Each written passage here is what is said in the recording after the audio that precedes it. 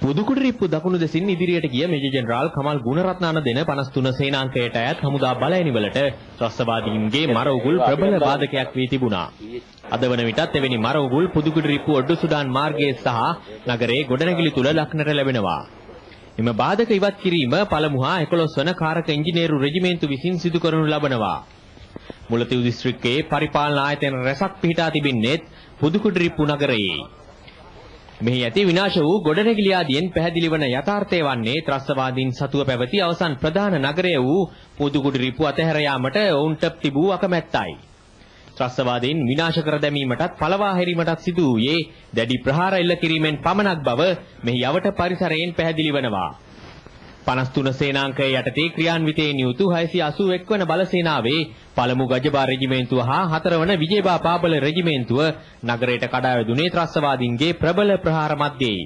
අප නගරයට ගිය අවස්ථාවේත් එම බලඇණි නගරයට නැගෙනහිරින් රැඳී සිටින ත්‍රස්ත කණ්ඩායම් වෙත ප්‍රබල ප්‍රහාර එල්ල කරමින් සිටියා.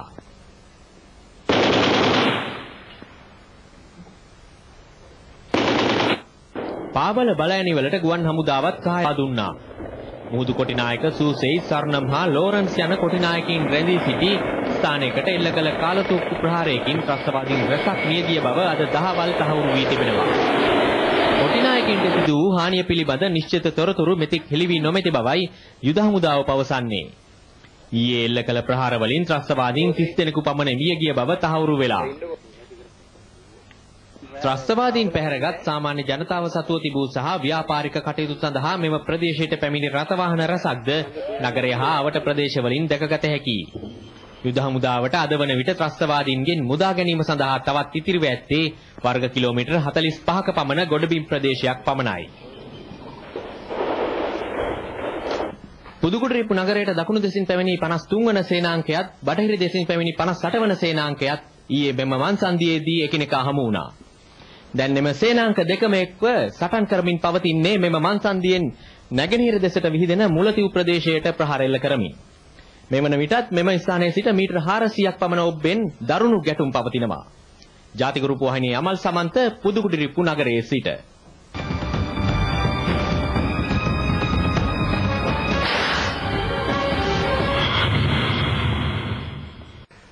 පුදුකුඩරිප්පු මන්සන්දියේ බලය තහවුරු කරගත් යුද හමුදා 58 වෙනි සේනාංකය ත්‍රස්තවාදී නායකයන් සොයමින් ඉදිරියට මෙහෙයුම් දියත් කරති.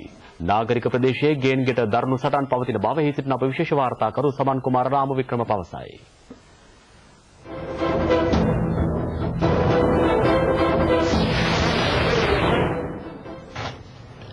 පුදුකුඩරිප්පු නගර මන්සන්දියේ බලය තහවුරු කර ගැනීම සඳහා ඊයේ 58 වන සේනාංකයේ එල්ල කළ ප්‍රහාර වලින් මන්සන්දිය හා ඒ අවට ප්‍රදේශයේ LTTE කාර්යාලය සහ ඔවුන් රැඳී සිටි ආරක්ෂිත ශක්තිමත් ස්ථාන සියල්ලටම දැඩි හානි සිදුව තිබෙනවා.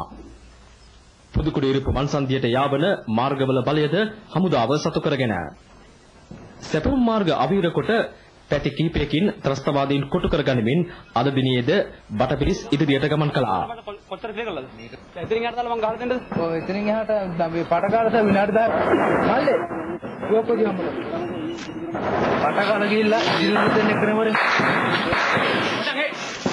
එතනින් කොච්චර ඉන්නවද? යුද ටැංකි බර අවිහා පාබල සේනාංක ඒකාබද්ධව ක්‍රියාන්විතයට මුහුණ දෙන අයුරු දැකගත හැකියි. මෙම පුදුකුඩරිප්පු නාගරික ප්‍රදේශයේ ඉතා ළඟින් නිවාස පිහිටා තිබෙනවා.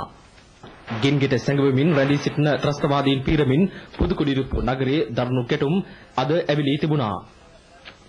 පුදුකුඩරිප්පු නගර මධ්‍ය ප්‍රදේශයට යුද හමුදාව ඇතුළු ප්‍රථම වතාව මෙයයි. ත්‍රස්තවාදීන් ප්‍රධානතම ඔවුන්ගේ අධි ආරක්ෂිත කලාපය ලෙසයි මෙම ප්‍රදේශය නම් කර තිබුණේ.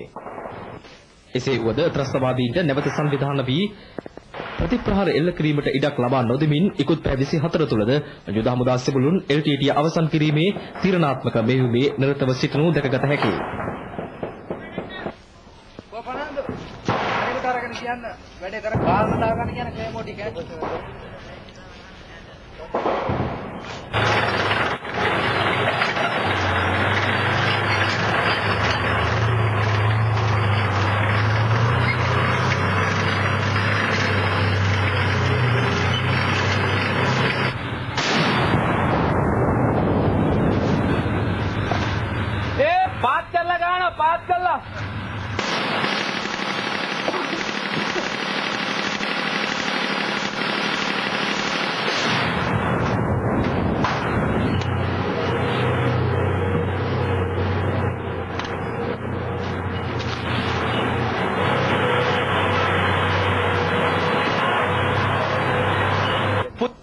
ඉරුප්පු මන්සන්දියෙන් ඉදිරියට ගමන් කරමින් යුද හමුදාවේ 58 වන සේනාංකය අද එල්ල කළ ප්‍රහාර වලින්ද ත්‍රස්තවාදීන්ට බරපතල හානි සිදුව තිබෙනවා. ඔවුන්ගේ පණිවිඩ හුමාරු අනුව LTTE නායකයන් දෙදෙනෙකු සහ තවත් සමාජිකයන් 30කට ආසන්න පිරිසක් මරමුවට පත්ව එවැනිම පිරිසක් තුවාල ලබා තිබෙනවා.